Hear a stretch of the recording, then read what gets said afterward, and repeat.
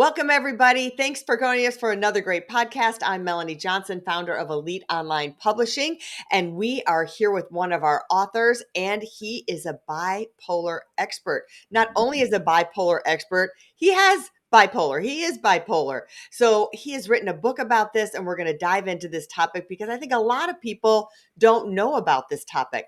Bob Stavnitsky. Did I say it right, Bob? Not even close, Melanie. Love you. Stavnitsky. Stavnitsky. There we go. It's a I got nice it. Slovakian name. All right. So tell us a little bit about yourself, Bob, and kind of your history.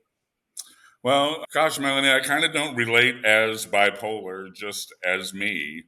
Although I went through 25 years of bipolar disorder, deepening depression, Yeah. and mainly without even knowing it until I was diagnosed in my 30s and felt very lucky. And for the last 20 years, my doctors, physicians, psychiatrists, pharmacists, and care team suggest that I am in long-term recovery as much as that's possible for someone with bipolar disorder, and very healthy and have been living my best life. And I believe others with brains like mine can do it too. And that's why I've sort of put myself out there to do my thing to help others who deal with living with bipolar disorder, help people understand that they can do it successfully, and also advocate for families who don't know what in the world is going on in their household when bipolarity and mental health issues strike families. I love that you're doing that to help other people. I mean, I imagine it had to be tough. So you didn't even know till you were in your 30s. So you were struggling, but you didn't know why or what was going on with you. How did you find out suddenly that, all of a sudden that it was that you were bipolar? How did that happen? Melanie, for my first 18 years of life, all the way through high school, I was an everybody's all American kind of kid. Yeah. Captain of this team, that team, successful athlete, kind of a happy, all about town kind of guy. And then suddenly it all went away. It stopped. Wow. What they call pretty much textbook timing in my day, between 18 and 20, with the knowledge that was available in the 80s, which has changed so much. But 15 years of disappointment and not understanding why I hadn't had any success in my life essentially since I had graduated from high school. A Oh, sort of sad feeling that I had maybe peaked at that point in my life, the way they share that now. And eventually I got so low that I had an epiphany really in a bookstore when, wondering about my moods after a difficult situation professionally, hmm. I opened a book, and it, by the grace of God, opened to a page on depression and had the definition right there. And lo and behold, I was depressed. I knew it. I had studied it in high Oh. school. It was like a light bulb had gone off, and suddenly all things were much more clear. But depression is different than being bipolar, isn't it? Describe the difference for us.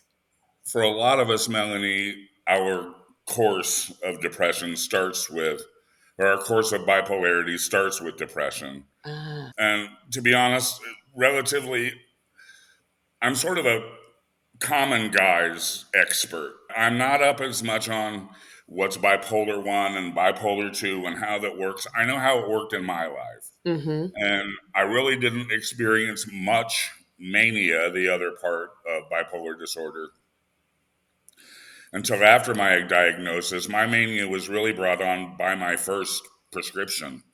Ah. And just before Thanksgiving one year, or Halloween one year, I was given Prozac for the first time. Right after I had read that in a book, I knew it was time for me to go to my employee assistance Yeah. program, EAPs, they used to refer to them, and Yeah. was, of course, sent to a therapist as is protocol, and then sent to a psychiatrist. Long story with that psychiatrist. I don't know if we'll get all that into today. One of the things that people that are in the mental health system, like I have been and was at the time, is that there are major challenges just with getting to the right people and the right help.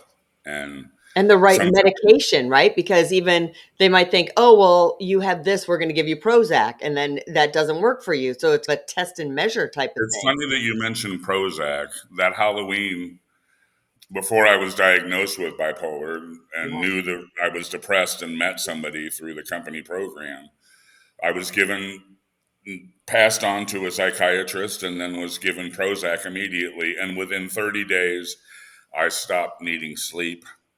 I experienced what's called unbelievable pressured speech, where you just can't stop talking in a conversation because what you're saying is the most creative and important thing that's going on in a room. I spent $30,000. I bought a car. I went into a complete hypomanic state and Ah, then got the diagnosis, which was like a light bulb. It yeah. made everything crystal clear. What had happened in all those years in my late teens and 20s, where my life went from one success to another, to one job firing after another, difficult Wow. living conditions. I went from being a very popular kind of person Yeah. with tremendous amount of friends to being the kind of guy you could either love or can't take it all. I went from, pretty much getting along with everybody to becoming a very polarizing figure, as is typical for people with a mental illness. I used to, when I was going through a divorce with my former husband, at one point I was like, I think you're bipolar. I read something about bipolar and he's, I'm not bipolar. And I was like, well, it checked like more than half the boxes. So, how do you know if you have a loved one in the home? How can you identify? Because people are living, as you know, like I think some of your family members are also bipolar. How do you identify that if you're struggling with someone that, hey, that this might be an issue?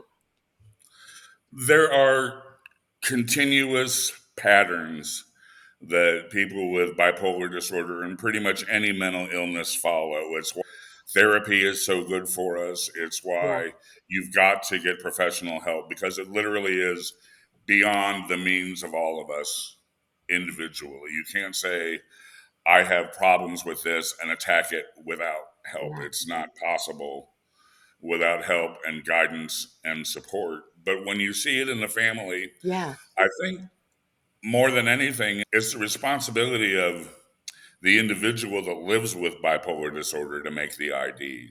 Mm.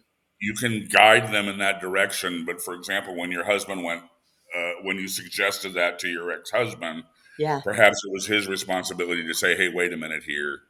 The way I'm behaving is impacting other people. I think that was probably the most important early decision I made in my recovery, was to own my mental illness. And I think that's what happens for a lot of people who are not successful in Yeah. getting around mental illness and having a happy, solid, stable existence, because they simply refuse to admit it to themselves, except that they have a mental illness. It's almost as if we're self stigmatizing. People refuse to own it. And if you don't own bipolarity or any mental illness, it will own you. And likely with bipolar disorder, if you don't own it and start to manage it, you'll be in and out of institutions, hospitals, Yeah. jails for the rest of your life. Think that some people may even try and self-medicate, right? So they don't know what's going on with them, especially when they're young. They might be like your age, they could be in their early 20s. And so they're turning to, marijuana or other things, alcohol or different things to self-medicate. Do you think that's true? Indeed. Um, I think what those people find when they're using recreational drugs to self Hmm. medicate, alcohol, God, there are so many things that are out there that Yeah. people are doing that weren't available when I was young, Yeah. thank goodness. And I think what's sad for a lot of a generation that has followed mine, what were recreational drugs now, which are commercial products now, Hmm. are a lot stronger Yeah. than we found in my case in Southwest Ohio. These drugs that are out there available in legal states are very strong, and without help and understanding, Yeah. they can lead down to bipolar by THC Yeah. and other things like that. But in other cases, many of us self medicate. Marijuana is sticking point, or I'll just be honest, it's part of my regimen. I Ah. wouldn't recommend it. I share it in the book. Yeah. Um, And my caregivers, my physicians, my psychiatrists, they all know and prescribe. And we talk about my usage. And they say And it's helpful. I think it's been a helpful um, situation for me. What I have Mhm. found is three times in my life, in different times in my life with different friends, intellectually, I come from a medical background in my household. You've got to quit. This is ridiculous. It's not good for your lungs. And Yeah. I've done so, even with professional care, to get through it. And several weeks in each case after I had said goodbye to it, Not. my caregivers, friends, loved ones, and people that I was in a relationship said, "Would you go out and get a fix? You're driving me crazy." Well, So now they have gummies, so you don't have to smoke it anymore.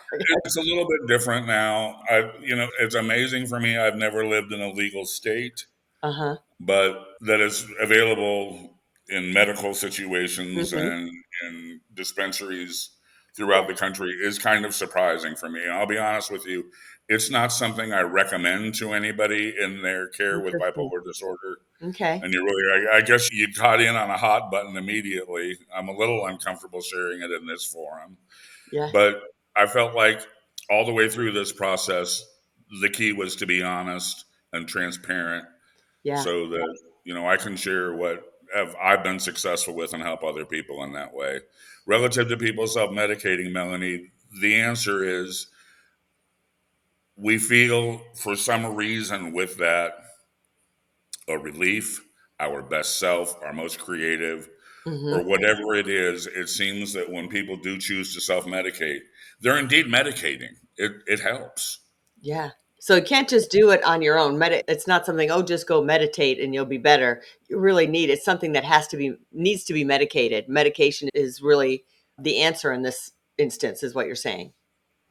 Medication, yeah, way more important Along with than holistic. self medication and recreational drugs on the side. No doubt about it. Yeah. And it's tough for anyone. I take a pretty sophisticated cocktail of medicines.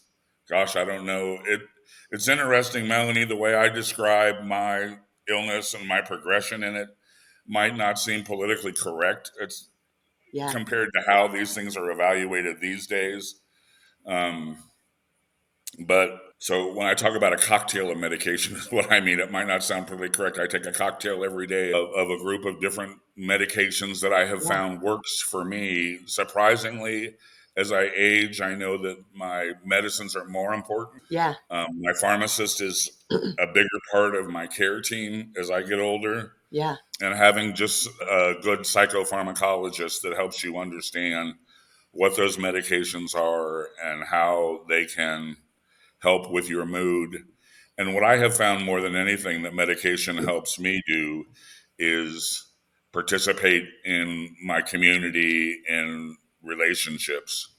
I Yeah. can manage my bipolarity as sort of a hermited bachelor, but I got married several years ago and it was obvious that I couldn't be in that relationship without some clinical help, and medicine was the key. Yeah. And your wife is a spitfire. I love her. She's got Thank tons you. of energy to keep up with her. And as healthy as I am, and as much as my doctors sort of tout wellness in my regime relative to how my brain works and how I manage in my day in and out in relationships, my wife definitely lives with a bipolar man and knows it. I mean, it never goes away. It's a part of me every day. But what we talk about in the book is that I've been able to, and I guess the keys that I would share with you is when you get that diagnosis, and when it comes to be a part of your household and a part of your family, whether or not Mhm. you're the one that is mentally ill or you love and support one, I really found three things that we talk about here. And there you go, the bipolar code. And the subtitle is Navigating, first of all, Unraveling. I suggest the way to get through it is to unravel your bipolarity. Mhm. I do so by breaking down my family tree and understanding those relationships. Um, so you unravel your bipolarity, then you navigate it, which is finding your way through the system, which is unbelievably challenging, regardless of your resources or your education. And God bless people who get through the system with fewer resources than I've been blessed with on both of those counts. Mm-hmm. Because navigating the system and navigating medication and navigating your way through to a healthy life perspective is very challenging. It takes a long time. It takes a lot of people, Yeah. ownership.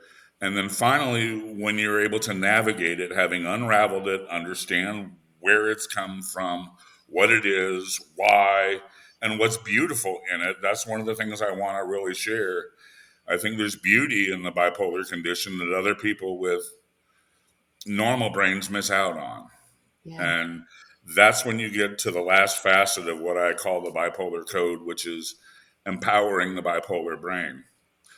And I believe I've had a cool life and a more interesting existence because I'm bipolar, not in spite of it. I love that. That's so inspirational for people, right? You've turned it on its head. Instead of, oh, I have this condition and my life is ruined because of it. You've embraced it and really found the beauty in it. And that beauty has made you successful in a way to share your life with others and your success in life. I think there's beauty in the bipolar brain. I think what we go through and what we experience in the human condition Yeah. is amazing. You just have to be able to harness it, manage it. And if you can do that, you can empower your brain to experience things that are really cool in philosophy, art, nature, science, sport, that and the ties that bind all of these things together in our daily lives that make it interesting. Again, that other people with normal brains miss out on. I think there's real beauty and truth. I really believe, from my perspective, it's something that was kind of a personal mantra, even long before I was bipolar, that life is really in search of truth and beauty. Yeah. It was a big theme in the book, Mm-hmm. and I didn't realize till I got close to the end and I was doing some final editing that perhaps the profound words truth and beauty didn't just roll onto my pen out of my imagination.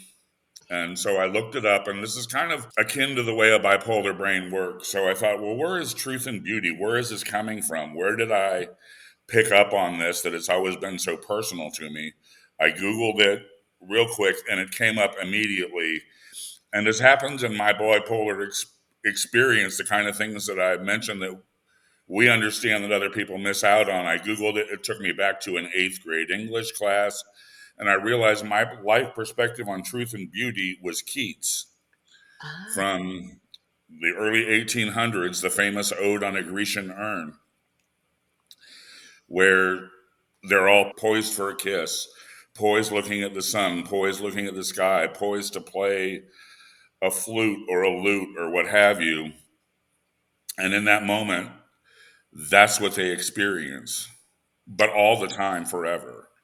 wow. And at any rate, I realized that as I got through the book was something that I had learned many years ago. And what I realized, most of what I put out there in the book isn't original information. It's almost like a conglomerate of wisdom that I've come Yeah. across in my lifetime that I've sort of branded as my own fabric.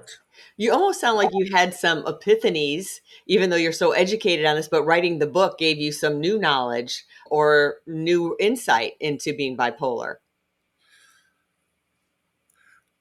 First of all, there are a couple things that happened relative to the book. There's a chapter on some sex abuse that I experienced, and there's a chapter later about suicide in my family. And what we experienced was, when I put the book out, is that first there were other victims that I never knew about, my greatest life secret. And then second, there were other suicides in the family that Wow. were kept from me that I wasn't aware of. So that was sort of the first. I was naive not to realize that in both cases, it only made sense that these things would come out.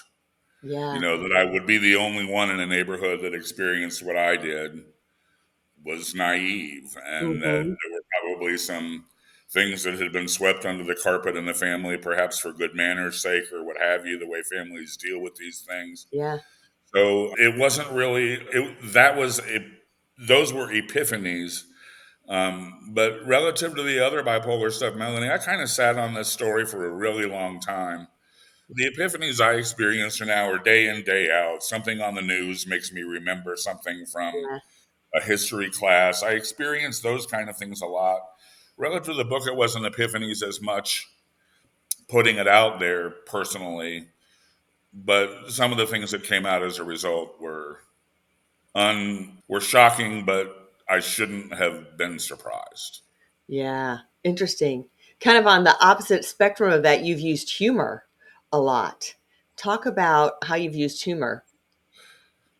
Well, the original subtitle of the book was actually, the book was really, because it was perhaps a little more self promotional in the beginning, all about Bipolar Bob, memoir of mood disorder and laughter. And I realized in my 20s, right after I came through that sort of that period of being an all American kind of guy, I always had a quick set of wit and a quick humor. But as my personality became more polarizing, I knew that if people weren't perhaps fond of me, I knew I could still make them laugh. And it was how I related to people. And many years went by professionally and in different things that I've been involved with, whether it be a chamber of commerce or a business situation or in travel. People have always been shocked and I'm not ashamed of it. I share it, always have, discreetly, really, in my professional years, but it's not something that my first diagnosis, my first hospitalization was public enough that everybody in the sphere of my business and personal knew that I had a mental breakdown. Yeah. So you just had to get over that embarrassment. And you're embarrassed. You do feel, hey, when you first hear that diagnosis, I'm crazy, my brain doesn't work right, it sucks the life out of you. Yeah. But relative to humor, people would say, I can't believe you're bipolar or that you suffer depression. You're the funniest person I've ever come across in my life. You're hilarious. And I think it's been the will to laugh during the years when my life wasn't a good time Yeah. got me through a lot. And I believe that the will to smile and the will to laugh gets all of us through a lot. And if you're not having a good time in your day in and day out, then Well, what's the point? I have to say, Bob, I mean, I've talked with you because we published your book and we've had quite a few conversations. And I always walk away from my phone call with you with a smile on my face. There's always something bright That's and good. cheery. I thought it might be exasperation. No, and just find you so real and genuine, and love that you're so authentic, willing to share this story that you've kept inside of you for so long, that I think it was really freeing for you in a lot of ways that it finally came out. It was definitely a journey. You had some roadblocks along the way of getting it out, but I just find it so refreshing and know you're going to help so many people. So tell people where they can find you to get more information on the bipolar code and your book. Thebipolarcode.com. We made it really easy. And the Bipolar Code is available on all the major book selling platforms: Amazon, Target, Barnes and Noble, Walmart, and and at resellers. And you can also just reach out to me at bob@bipolarcode.com. And I'm happy to share and just want to be out there for those who are in need and just put the message out there that life can be cool with a mental illness, but it doesn't happen by accident. You know, I love that message because especially there's so many young people, well, even people in general that are having mental issues, especially after COVID. So it can be cool to have it if you get it under control. Great, inspirational. Thank you. Thanks for coming today. We really appreciate it, telling your story. And thanks to all of you for coming in and listening. Remember to like and share this podcast. I think it's really useful if you know anyone who's struggling with a mental illness or you think they might be bipolar, and get the Bipolar Code. There is that book. It's a best-selling book on Amazon. So we'll see you next time. Remember to like and share the podcast. And if you're looking to become an author, reach out to us at eliteonlinepublishing.com. We'll see you all next time. Have a great week, everybody. Hey, are you looking to increase your revenue, build credibility, and elevate your brand? This podcast is brought to you by Elite Online Publishing.